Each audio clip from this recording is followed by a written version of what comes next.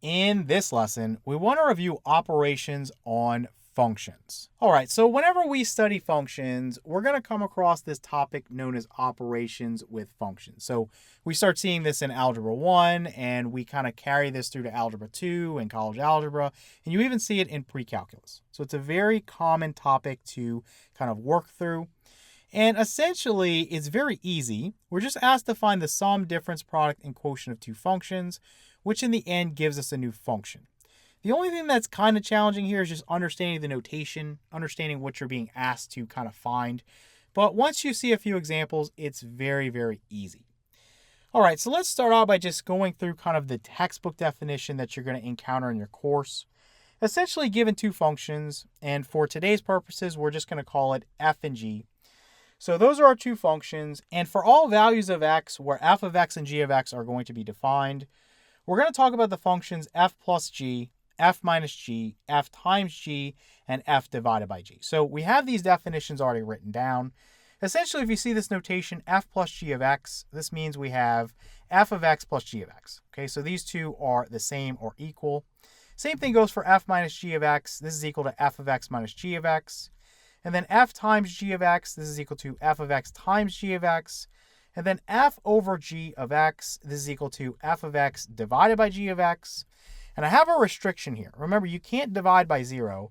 So g of x cannot be equal to 0, right? Because division by 0 is undefined. Now, let's briefly talk a little bit about finding the domain. Again, we've been talking about that for a while now, and this always comes up when you're in this section.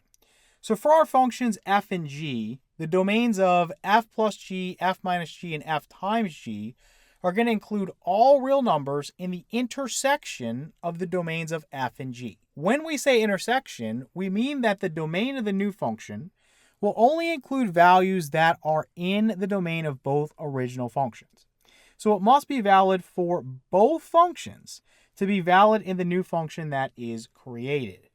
And we'll see this as we kind of go through the examples. We'll talk about the domain of each scenario we see. Lastly, we want to talk about f divided by g of x. So when we come across this scenario, the domain also includes all real numbers in the intersection of the domains of f and g, but with an additional statement, again, where we say that g of x is not allowed to be equal to 0, because again, division by 0 is not allowed. Okay, so very easy topic. Let's just jump in and look at some examples. All right, so let's say we have these two functions. We have f of x equals x minus 3, and we have g of x equals 2x minus 5. So the first thing I'm going to ask you to do is find f plus g of x, and then tell me what the domain is. So let's start with that, and then we'll move on to kind of this other one. We'll talk about that in a minute. So f plus g of x, we said was what? It's f of x plus g of x, okay? Now, before I kind of move on, think about the domain of each one because we want the intersection of the two. So the domain here for x minus 3, if I think about, is there anything I can't plug in for x? Is there anything I can't plug in for x and subtract away 3? No restrictions there. It'd be all real numbers. Same thing goes for 2x minus 5. There's nothing I can't plug in for x there. So when I have f of x plus g of x, when I add those two together, that new function, the domain will just be all real numbers, okay? So we can list that down here if we want. We can say the domain, again, I'm going to use interval notation, so from negative infinity to positive infinity. And then we could just sum these, f of x plus g of x. I would just replace f of x with this x minus 3. So x minus 3. I would replace g of x with this 2x minus 5. And it's really just as simple as that. All I'm doing is just kind of adding two polynomials together. So x plus 2x is 3x. Let me kind of do that down here. So this is 3x, and then negative 3 minus 5 is going to be negative 8. So essentially, f plus g of x is, again, f of x plus g of x. This gives us 3x minus 8. Let's say you're asked to find f plus g of negative 3. What in the world does this mean? You might be scratching your head and saying, I don't know what this means. Let me erase this so I have a little room, and I'm going to keep this 3x minus 8 because we're going to use this in a second. And I'm just going to drag this up here so it's out of our way and just put a visible kind of border there. Let's just use a little line. Okay, so f plus g of negative 3. What does this mean? We already know what function notation is. If I have f of x equals x minus 3, and I say, what's f of 2? You plug in a 2 where you have x. So essentially, whatever's inside the parentheses, you plug it in for x. So in this case, 2 minus 3 would give me negative 1. So the function's value when x is 2 is negative 1. Okay, that's all it's really doing. So let's erase this and think about this now. So if I have f plus g of negative 3, all I really want to do is find out what is f of x plus g of x, and then plug in a negative 3 for x. Okay, that's all I'm doing. So kind of following the fact that I already know that it's 3x minus 8, all I really have to do is sub a negative 3 in there. 3 times negative 3 is negative 9, and then minus 8 would be negative 17. Okay, so f plus g of negative 3 would be negative 17. Now, there's another way you can do that. You can either go through this process and then sub in, or you could also do it this way, and you'll get the same answer. You could say this is f of negative 3 plus g of negative 3, perfectly valid. So I would go through and say, okay, f of negative 3 is what? If I plugged in a negative 3 here, then I'd have a negative 3 minus a 3 up here. So negative 3 minus 3 is negative 6. And then g of negative 3 is what? So if I plugged in a negative 3 there, I'd have 2 times negative 3, which is negative 6. Negative 6 minus 5 is negative 11. So what happens when I do f of negative 3 plus g of negative 3? Well, let's just replace. I'd have a negative 6 for that, and I have a negative 11 there.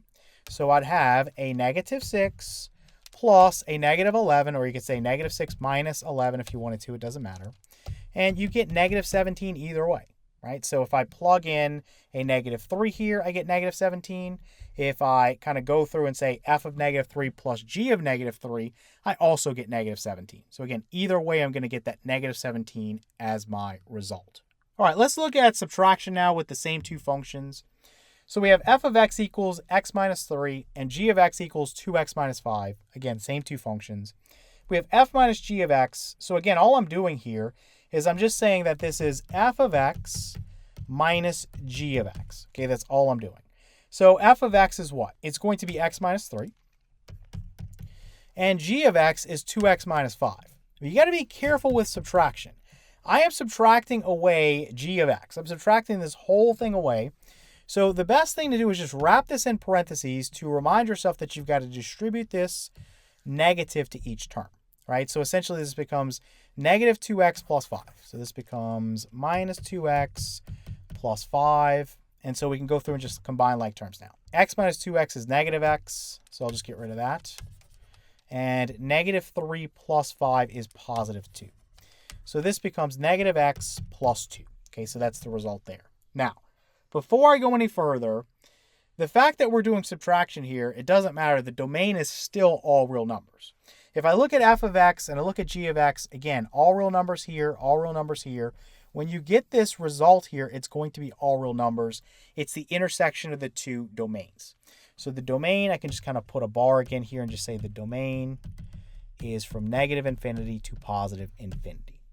All right, what about f minus g of 12? Again, you could do the same thing. You could do f of x minus g of x like we did here, and then plug in a 12 for x. So essentially, if I plugged in a 12, I'd have the opposite of 12 plus 2, which would be what? You have negative 12 plus 2, which is negative 10. So that's the result.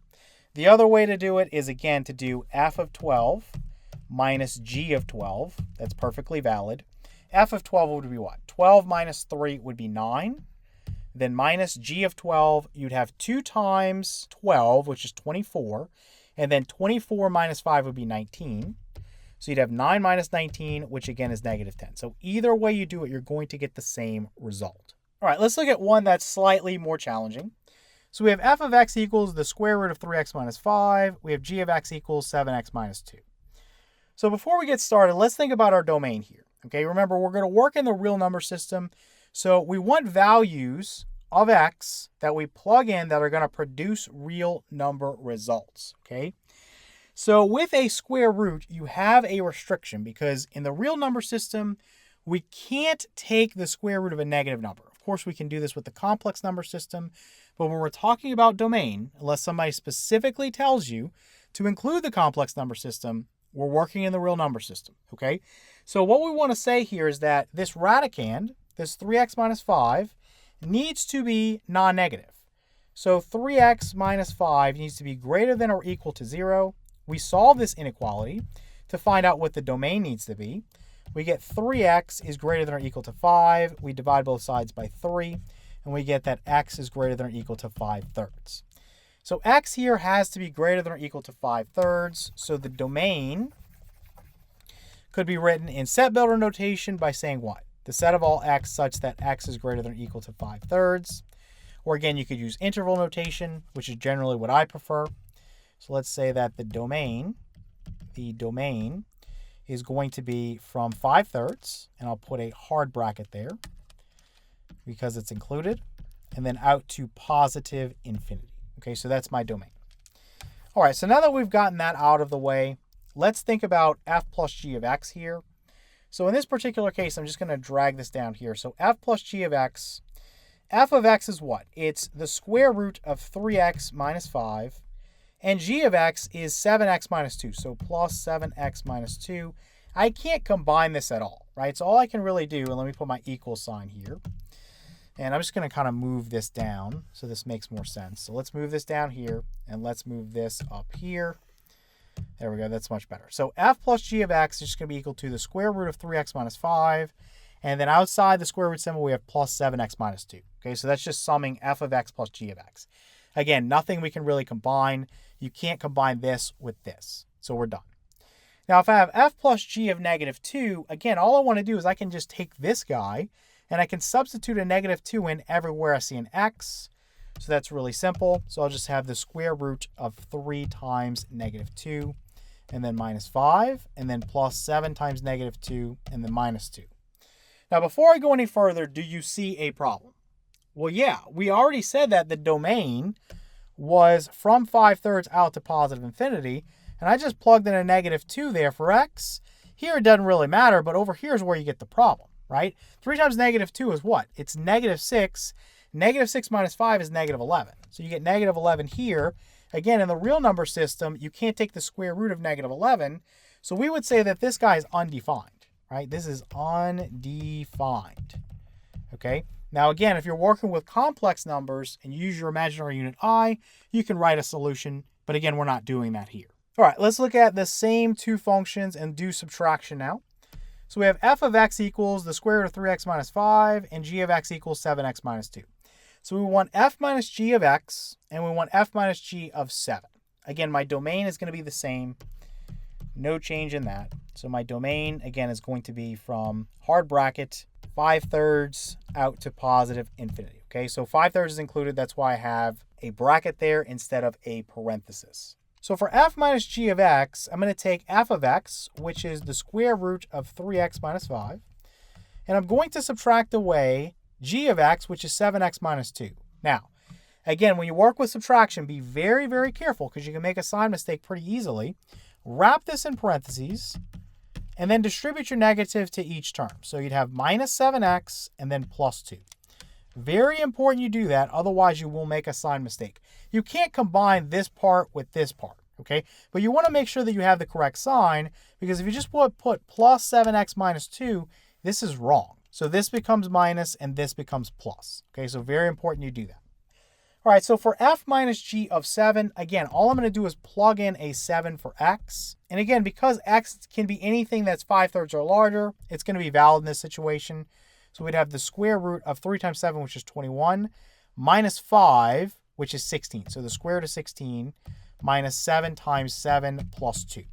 Square root of 16 is obviously 4. And we have negative 7 times 7, which is going to be negative 49. So what we have now is 4 minus 49, which is going to give me negative 45, then plus 2, which is going to give me negative 43, right, as a result. So this would be negative 43. All right, let's move on and look at some examples with multiplication and division now. So for the process, it's essentially the same. With multiplication and division, it does become a little bit more tedious. So for f of x, we have 6x squared minus 3x minus 9. For g of x, we have x plus 1. So the domain here, again, I have x squared, I have x. Here I have x. There's nothing, it's not inside of a radical. It's not in a denominator. It's not in one of those things where you'd say, okay, there's a domain restriction. So the domain is just going to be all real numbers. So the domain, again, it's going to be from negative infinity to positive infinity, right? Nothing I can't plug in for x in either one of those. So f times g of x, again, I'm just multiplying these two together. So we would say what? It's 6x squared minus 3x minus 9 multiplied by x plus 1. You cannot use FOIL here because these are not binomials. One's a binomial, one's a trinomial. So you have to distribute each term from the binomial to each term of the trinomial. So I would have x times 6x squared, which is going to give me 6x cubed. I would have x times negative 3x, which is minus 3x squared. I would have x times negative 9, which is minus 9x. And then 1 times anything is just itself, so I can just put plus 6x squared minus 3x minus 9, okay? So now let me erase this, and I can just kind of scooch this up here. Let's see if we can combine any like terms. So 6x cubed, nothing I can do with that. Negative 3x squared plus 6x squared would be positive 3x squared. So let's get rid of that. Negative 9x minus 3x is going to be negative 12x. So this is minus 12x, and then you have your minus 9. So that's going to be our answer here, 6x cubed plus, let me make that a little cleaner, plus 3x squared, let me make that a little cleaner, minus 12x, and then minus 9. Now, if I want f times g of negative 1, again, all I've got to do is plug in a negative 1 everywhere I see an x. So what I would have is 6 times, you'd have your negative 1 plugged in for x, and that's cubed, plus 3 times negative 1 squared, minus 12 times negative 1, and then minus 9. Negative 1 cubed is negative 1, so this just becomes negative 6. Negative 1 squared is 1, so you can just basically get rid of that because 3 times 1 is just 3. Negative 12 times negative 1 would be plus 12, so this would be plus 12 here. And then you have minus 9. So negative 6 and negative 9 would be negative 15.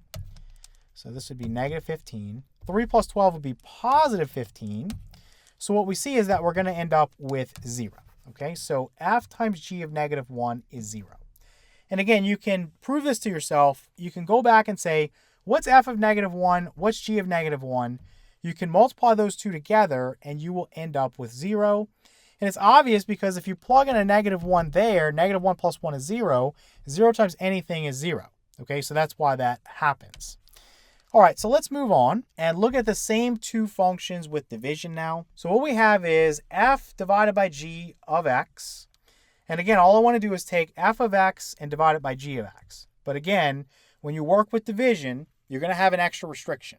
So if we're doing addition, subtraction, or multiplication with these guys, the domain is all real numbers. But when I start thinking about the division, g of x here, this guy cannot be equal to 0. So g of x cannot be 0. So what that means is that this guy x plus 1 cannot be equal to 0. Well, where is it equal to 0? It's equal to 0 if I subtract 1 away from each side of the equation. It's equal to 0 where x is negative 1. So that's my domain restriction. Okay, so I can say that the domain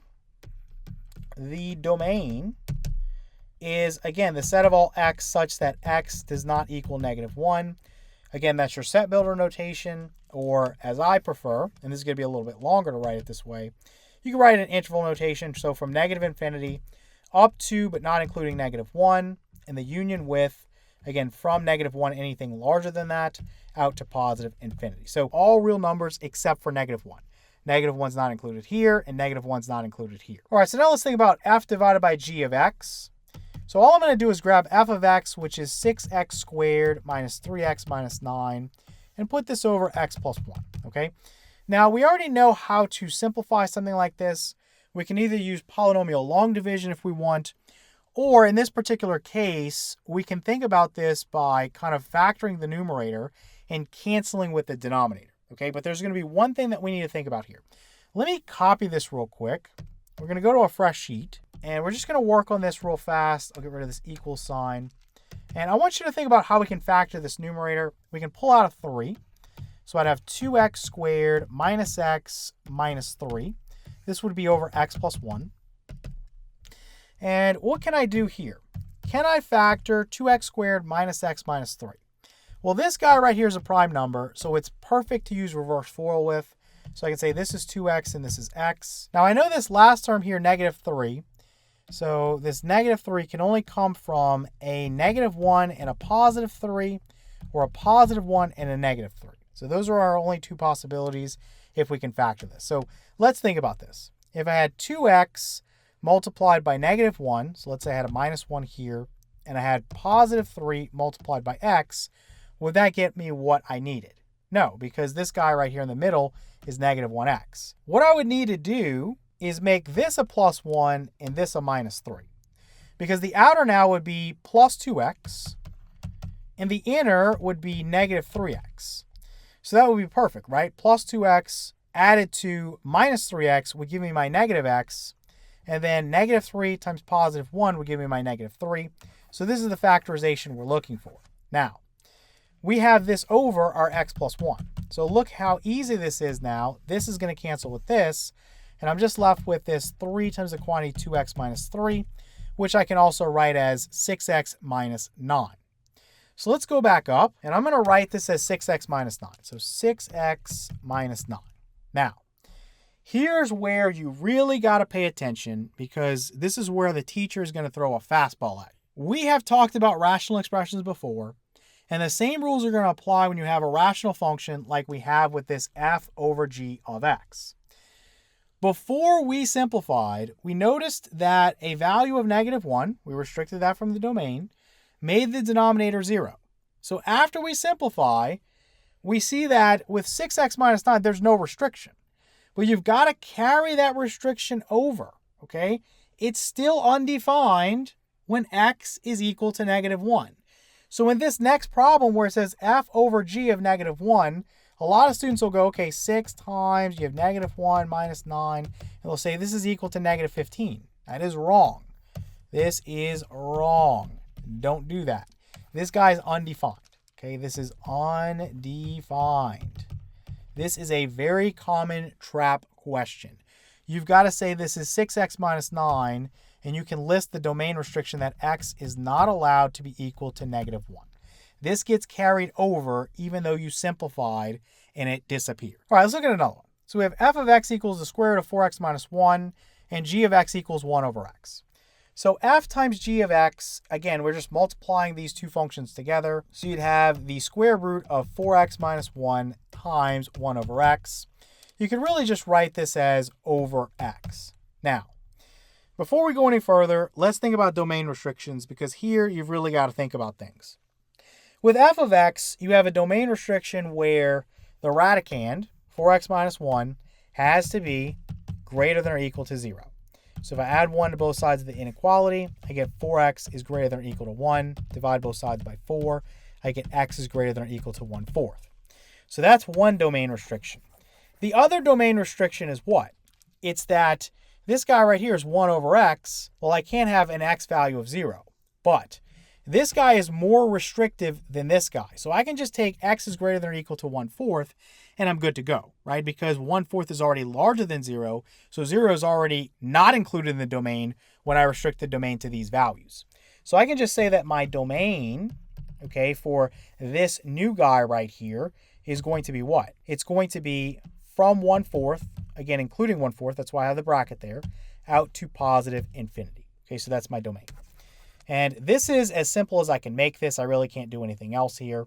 If you want f times g of 3, just plug in a 3 everywhere you see an x. So for this guy, I'll just kind of do this over here. You'd have the square root of 4 times 3, which is 12. 12 minus 1 is 11. So square root of 11 over, just plug in a 3 for x. So that's all that would be equal to. So f times g of 3 is just square root of 11 over 3. All right, let's look at the same two functions with division. So f of x equals square root of 4x minus 1. G of x equals 1 over x.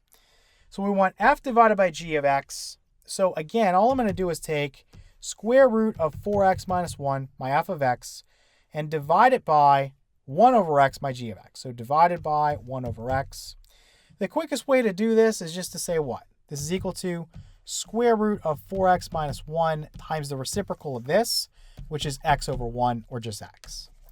So let me put the x out in front because that's going to be a little bit cleaner. So I'm going to put it in a different color. So x, and then multiplied by the square root of 4x minus 1. So let's just erase this and just kind of slide this down. Now let's think about our domain. When we look at division here, we have to be extra careful that we're not dividing by 0, okay? But we pretty much covered that already because we said the domain was going to be from 1/4 and including that out to positive infinity. So in this situation, we're covered here and we're covered here. We're good to go.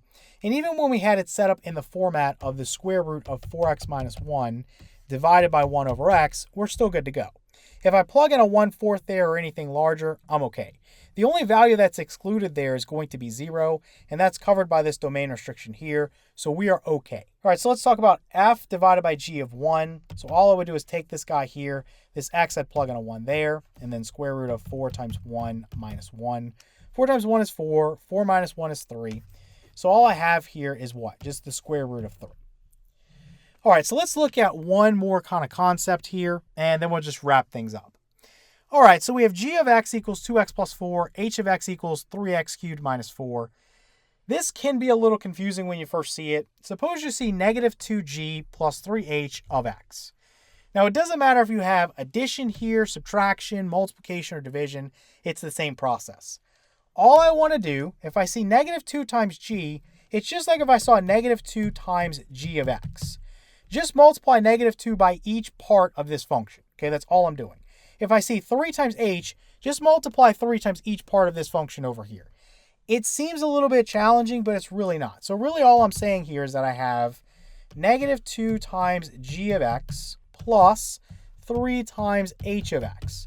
That's all this is asking for, okay? Now for the domain here, 2x plus 4, there's nothing I can't do with x. 3x cubed minus 4, nothing I can't do with x.